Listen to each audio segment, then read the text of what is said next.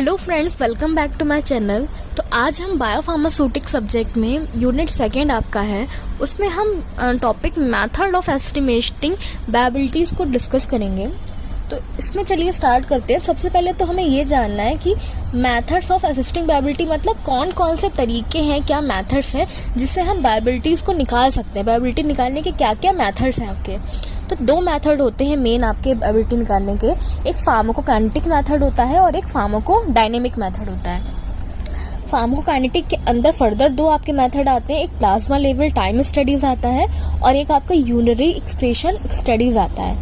फिर फार्माकोडायनेमिक के अंदर फर्दर दो आते हैं, एक्यूट फार्माकोलॉजिकल रिस्पॉन्स और थेरेपेटिक रिस्पॉन्स। ये दो आपके क्या है, फार्माकोडायनेमिक मेथड्स हैं आपके।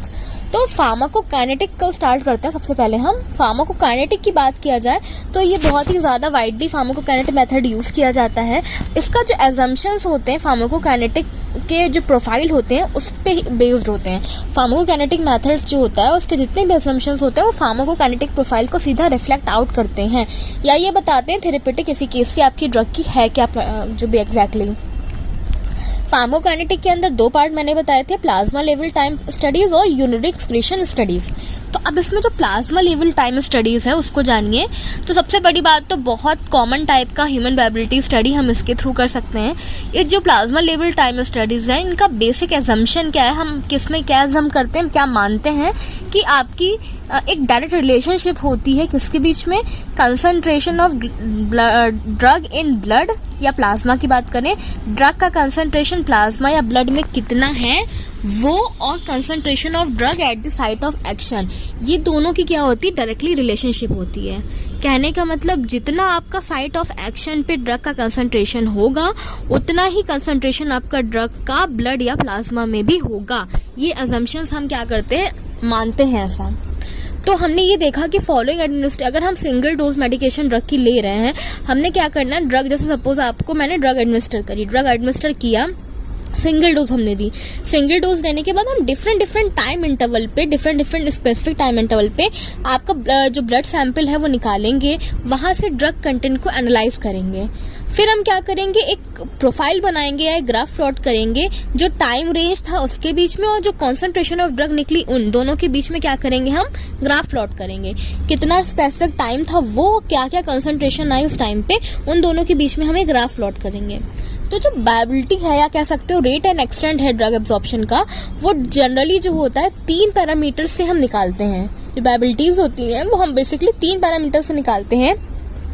एक आपका सी मैक्स जिसे पीक प्लाज्मा कंसंट्रेशन बोलते हो, दूसरा टी मैक्स जिसे टाइम ऑफ पीक कहा जाता है, तीसरा है AUC area under the curve. ये क्या है, आपके 3 आपके एस्टिमेशन मेथड्स हैं निकालने के। तो ये तो प्लाज्मा की लेवल की बात की गई कि डायरेक्टली रिलेशनशिप होती है concentration of drug in plasma और concentration of drug at the site of action के बीच में डायरेक्टली एक रिलेशनशिप होती है। अब हम क्या बात कर रहे हैं कि अगर आपको एयूसी निकालना है तो एयूसी मेजरमेंट के कौन कौन से मेथड्स होते हैं। तो एयूसी मेथड में जो मेजरमेंट है उसके बेसिकली 4 मेथड हैं आपके। पहला मेथड है आपका ट्रोपोजॉइडल मेथड। ट्रोपोजॉइडल मेथड बहुत कॉमन मेथड है। एयूसी मतलब एरिया अंडर द कर्व निकालने का बहुत कॉमन मेथड है। इसमें हम क्या करते हैं, अपने प्लाज्मा कंसंट्रेशन टाइम कर्व जो हमने बनाया था पीछे उसको डिफरेंट ट्रोपोजॉइड्स में डिवाइड कर लेते हैं। फिर हम नंबर ऑफ ट्रोपोजॉइड्स को काउंट कर लेते हैं और हर एक ट्रोपोजॉइड का एरिया निकाल लेते हैं। फिर सारे ट्रोपोजॉइड के एरिया को जोड़ लेते हैं। तो ये हम क्या कर सकते हैं, टोटल एरिया जो भी होगा ट्रोपोजॉइड का वो आपका क्या होगा, एक्टिव हमारा एयूसी को बताएगा कि एयूसी एग्जैक्टली हमारा था क्या। जितने ज़्यादा नंबर ऑफ ट्रोपोजॉइड्स में आप डिवाइड करोगे कर्व को उतना ज़्यादा एक्यूरेट रिजल्ट हमारा आएगा। तो ये जो एरिया निकालने का फॉर्मूला क्या होता है ट्रोपोजॉइड का, C1 + C2 ब्रैकेट में T2 - T1/2। ये फॉर्मूले से क्या करते हैं, हम एरिया ऑफ ट्रोपोजॉइड्स निकालते हैं।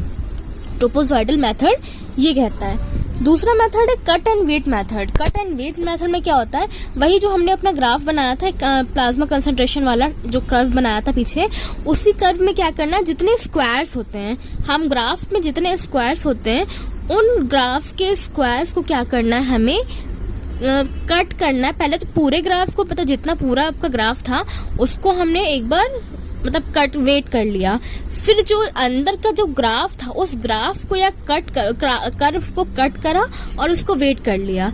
ये क्या करेंगे, सैंपल को कट करके वेट करके हम क्या करेंगे, इंटरपोलेशन मेथड के थ्रू आपका सैंपल जितना है वो उसका एरिया निकाल लेंगे। इंटरपोलेशन मेथड के थ्रू हम क्या करेंगे, पहले में मतलब करना क्या, कट एंड वेट का मतलब ये है कि आपको कर्व को कट करना और उसको वेट कर लेना है, यही हमें करना, कट करके वेट करना, कट करके वेट करना है। फिर तीसरा मेथड आपका है प्लेनीमीटर। प्लेनीमीटर क्या होता है कि इंस्ट्रूमेंट होता है आपका जो मैकेनिकली मेजर करता है एरिया अंडर द कर्व को मैकेनिकली मेजर करने के लिए। हम इसमें जो एरिया मेजर करते हैं आउटलाइन जो कर्व की होती है ट्रैकिंग आउटलाइन उसके थ्रू करते हैं। प्लेनीमीटर का एक बेसिक डिसएडवांटेज ये है कि इसमें एरर जो होता है बहुत ज़्यादा होते हैं, एरर होने के हाई डिग्री ऑफ चांसेस हैं, क्योंकि भाई इंस्ट्रूमेंटल है, ह्यूमन एरर हो सकते हैं, तो ये कह सकते हो इसमें एरर होने के चांसेस ज़्यादा हैं। लास्ट मेथड है यूसी देखने का, वो है counting the square method. Counting the square मतलब जो एक कर्व था ना, कर्व के अंदर जितने सारे स्क्वायर थे, तो हमें क्या करना है, इस स्क्वायर को जितने हैं टोटल नंबर ऑफ स्क्वायर को जो कर्व के अंदर हैं उनको काउंट करना है, हर स्क्वायर का एरिया निकालना है और सारे एरिया को जोड़ देना है। तो एरिया कैसे निकलेगा स्क्वायर का, हाइट इंटू विड्थ, स्क्वायर है भाई तो हाइट इंटू विड्थ कर लेंगे हम, और सारे कर्व के एरिया को निकाल कर जो भी आपका है उसको निकाल के जोड़ देंगे जितने भी स्क्वायर्स होंगे, तो आपका क्या होगा, AUC निकल आएगा। तो हमने ये जितने आपको बताया ये सब किसके अंदर आ रहा था, आपका प्लाज्मा लेवल टाइम स्टडीज था, फार्माकोकाइनेटिक के अंदर वो था आपका। नेक्स्ट है आपका unit excretion studies. Unit excretion studies में क्या था, जो यूनिट एक्सक्रीशन होता है अनचेंज ड्रग का, वो हमने क्या बताया कि वो डायरेक्टली प्रोपोर्शनल होता है प्लाज्मा कंसंट्रेशन ऑफ ड्रग। जैसे प्लाज्मा में मैंने बताया था कि साइट ऑफ एक्शन का कंसंट्रेशन ड्रग का और जो ब्लड में कंसंट्रेशन ड्रग का वो डायरेक्टली प्रोपोर्शनल था, दोनों बराबर थे, रिलेशनशिप थी। इसमें हम ये कह रहे हैं कि जो यूनिट एक्सक्रीशन होता है अनचेंज ड्रग का वो डायरेक्टली प्रोपोर्शनल होता है प्लाज्मा कंसंट्रेशन ऑफ ड्रग। इसमें मैंने बोला जो यूनिट एक्सक्रीशन होता है अनचेंज ड्रग का वो डायरेक्टली प्रोपोर्शनल होता है प्लाज्मा कंसंट्रेशन जो ड्रग का है उसके। तो ये देखा क्या है कि आपकी जो ड्रग होती है वो एक्सक्रीट होती है, मतलब सम एक्सटेंट तक यूरिन से एक्सक्रीट आउट हो जाती है, तो हम डायबिटीज के इसमें निकाल सकते हैं कुछ ड्रग्स की, जैसे थायाजाइड हो गया, सल्फोनामाइड क्या होती है, ये यूरिन के थ्रू एक्सक्रीट आउट हो जाती हैं 10 से 20%, तो हम क्या करते हैं इस केस में डायबिटीज निकाल सकते हैं। ये क्या होता है आपका, ये जो मेथड हमने बताया जी ये बहुत ही यूजफुल मेथड है। There is a lack of sufficient sensitive, इसमें कोई पहली बात तो आपको एनालिटिकल टेक्निक्स को यूज़ नहीं करनी, कोई ड्रग कंसंट्रेशन नहीं यूज़ करना, नॉन इन्वेजिव मेथड है, मतलब कोई काट पीट नहीं करनी, बार बार सैंपल नहीं लेना, पेशेंट कंप्लायंसेस है, पेशेंट को बहुत सुटेबली मतलब फील करेगा अच्छे से, ज़्यादा कोई बार बार सैम्पलिंग वैम्पलिंग नहीं लेनी, ना बार बार खून खराबा कुछ भी नहीं करना, बहुत आसान मेथड है। तो इसमें जो हम 3 पैरामीटर्स यूनिट एक्सक्रीशन में निकालते हैं वो क्या निकालते हैं, dxu/dt मैक्स, TU मैक्स निकालते हैं एंड XU इन्फिनिटी। ये 3 पैरामीटर्स हम क्या करते हैं यूनिट एक्सक्रीशन में निकालते हैं।